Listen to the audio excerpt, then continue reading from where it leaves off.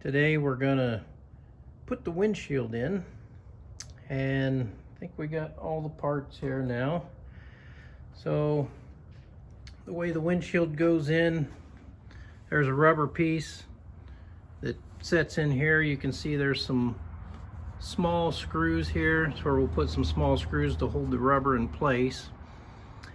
And the way the rubber goes on there, and then this is the lower bracket for the windshield. You can kind of see where these holes start to match the pattern of those holes, the bigger holes along that edge there. So the windshield will set down in this groove, and then we've got the upper groove, and on the upper side we have these square bolts, and then we also have some of the snaps for the convertible. So each one of those holes there, we got to put a square bolt down in and put the snap on so that the convertible will have something to snap onto across the top. So we got the bottom, got the top, got to put the snaps in the top. And then these are the side pieces. This is the driver's side piece, and there's a 3-hole pattern there. You can kind of see how this slot lines up here. So the windshield will go down through that slot. So these are the side pieces. So we will pre-assemble the whole windshield, put the lower sides, upper on with all the snaps in. We'll pre-screw the rubber piece to hold it into place there. And then we got to really take our time. A lot of people break these windshields because they just start torquing them. And you can see the windshield doesn't really have, it's captured along the bottom and the sides, but if you tighten one of these bolts a lot faster than the other, or potentially don't put some shims, if there's an extra space in there, it can crack the windshields. It's a common problem. I got this windshield for 3,000 bucks, so we don't want to break them. So we'll be taking our time. So it'll be step by step. First thing I might try to do just to get it in place is put that rubber piece on there, just so it's out of the way. And then I'll make a fixture to hold these pieces so I can build the whole windshield assembly over here. There's some pre-matched holes using the original in here. So we can see that this piece is going to catch on the nice painted surface. And here's the first attachment screw, and then all these other holes line up right with that. So we're going to put these in one by one, nice and easy, work our way around and see what we come up with.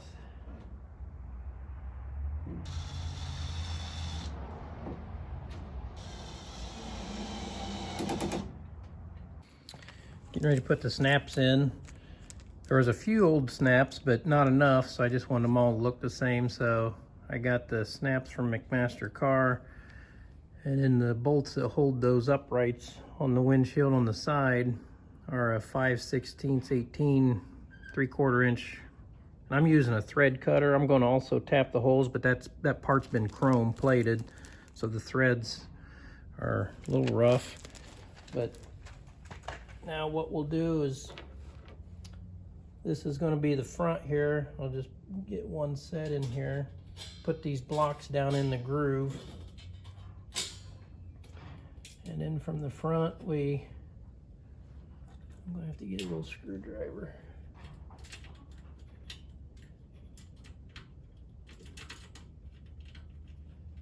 Once you get them started,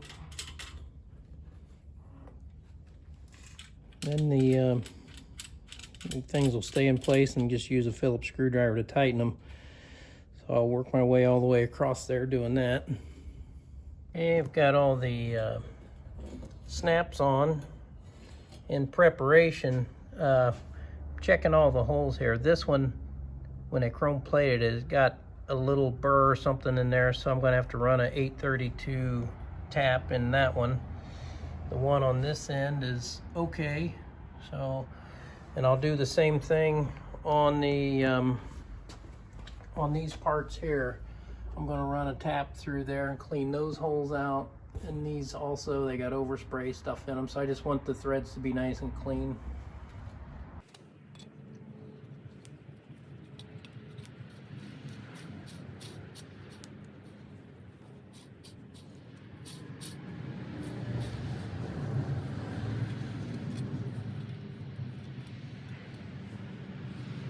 So I've got the old windshield here. I'm going to use it as a template. I'll get a cloth and lay down in there to put the new windshield. You can see there's lots of cracks in this one. Got stressed in the corners and in the center. So I've laid some blocks under the corners so that the glass still, even with those cracks, it's got quite a bit of structure to it. Laid some wood blocks under the corners so it's got some strength to lay the other one. And I've just laid this piece in here. It just kind of slides up on there. So at least I know I'm in the ballpark with that positioning. And that lets these ends kind of stay up so that I can get those pieces put on. And then I can get it in a more normal orientation to get into the car. So I'm gonna find me a large cloth or blanket or something to lay in there so that I've got an assembly fixture. Okay, I've got the new windshield. I want to call it new. It's an original PPG windshield. Bought it from a guy up in Michigan for a few $1,000s. These things are super hard to find, so I'm very lucky I even found one. Some of these owners have spares because they crack, so we'll slowly start this assembly process now. So notice there's a nasty burr right there, so I'll grind that out of there. We don't need any sharp edges like that pushing on the glass. It just takes one little place and it'll create weak stress fracture points. Okay, I've got the bottom and top piece on. This clamp, don't think there's very much pressure. That's just barely on there. That's just to keep the metal from sliding off. But I had to get pretty aggressive at reshaping this piece. The bottom one didn't do too bad. It just kind of slid on. I just had to open a channel, take a burr off, and just put a little bit of bend and opening in that area, and that one slides right on. And we don't want any pressure. And I've got this one so it just slides on now, but that took about 3 hours of work. When it got chrome plated, it definitely got warped.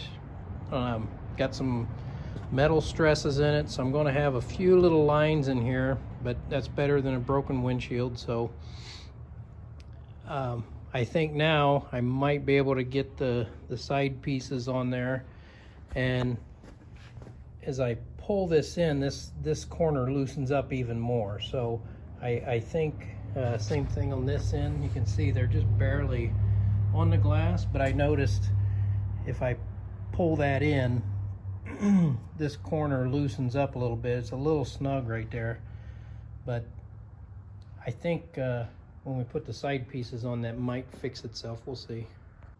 Okay, on the passenger side, we're gonna have to fix this. I'm gonna have to go grind that out. That's not fitting on there. Otherwise, seems to be sliding pretty good on this end. Got a problem on the other side though. You can see right there the glass has a nice fairly flat profile going into that corner, but if we go down here, this piece of glass, I'm going to have to do a lot of cutting on this slot. So this thing slides on that way, and if you can look at this slot here, right now this slot is nice and straight, but that glass is not. So, and I can see where somebody was fighting a little bit to get it on there. So to make this glass work, which they're few and far between, I'm going to start taking material off of this so that just slides on there with no pressure. Okay, finally ground enough material out of that slot. I just got it to slide on there, and then I got the set screw in place. So passenger side's on. Now we got to do a tremendous amount of grinding to account for that wave right there. So off we go. Okay, we got this one on. Now we finally got this one on. I had to grind out a little bit in this area, so that would just slide on, no pressure. And same thing here to account for that. Don't know if you can see it, but I had to remove about half of the thickness up in this area for that bent glass right there. And you can even feel that in the glass where it's bowed there. So there shouldn't be any stress on the glass now.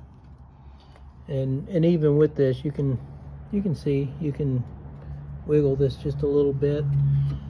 So I think we've got everything captured, and next thing will be trying to set it in place to line up with these holes on the big brackets, and be able to start to bolt these in. And we'll have to use like a little feeler thing to keep this rubber pulled out over this edge. It should set like that, so we'll have to keep pulling this out as we go. Okay, we got the windshield in there. That was very painful. We had to put strings tying this together because it'd want to separate, and then we also put a strap across from here to that side so that this wouldn't try to pull apart, because those things are just setting in there. And then we got the stanchions to line up. A little bit of pain. That right side did not want to. We just kept slowly pushing and pulling a little bit here and there, and still didn't get a lot of pressure on the windshield. You can see the strings that we've got in there that was keeping the framework on, so we'll just cut those and pull those through. And then we got the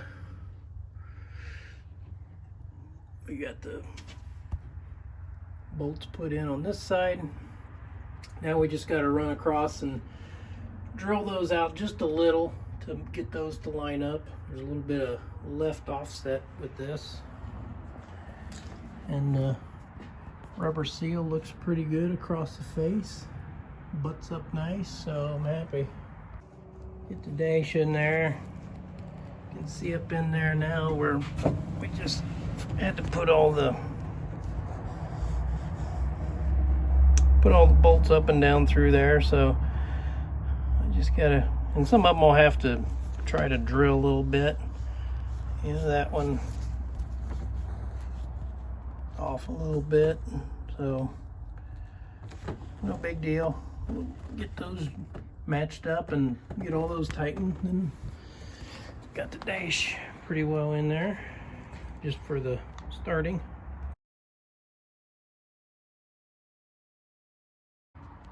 Take a second and talk about the wiper motor. Once we got the windshield and the dash in, I wanted to also get the wiper motor in. And the main reason for that is when you get over to this side, you can see the rail that goes to the wiper can also get in the way of tightening these bolts up and make it difficult to put the dash in. So it's kind of nice to, and then there's a couple bolts that are also used to hold the wiper motor in place. It also bolts the dash to the windshield strip. And the other challenge I noticed is these vertical support bars. It's probably good to get those put in also, because once you put the wiper motor in with these bars, it's really hard to get to the nut. So maybe, you know, set the dash, get a couple nuts, put the vertical supports in on each side, and then get the wiper motor installed. On the outside for the wiper, you can see the the wiper comes this way, and it'll, you know, set on here and wipe the windshield that way. There's a little port on the side. It's got the nozzle. It was full of chrome. I tapped it too large, so I tapped it with 1032. It's actually like a 632 thread for that little spray nozzle, so I'll have to make a little insert there and drill it out and tap it in that way. And the last piece of the wiper system is, there's a bag system that I don't have on this car yet, and this is the wiper fluid pusher, and this rubber is super hard and solid, so I'll have to replace that. But that's where you get the pressure to squirt water onto the windshield. It's just a foot press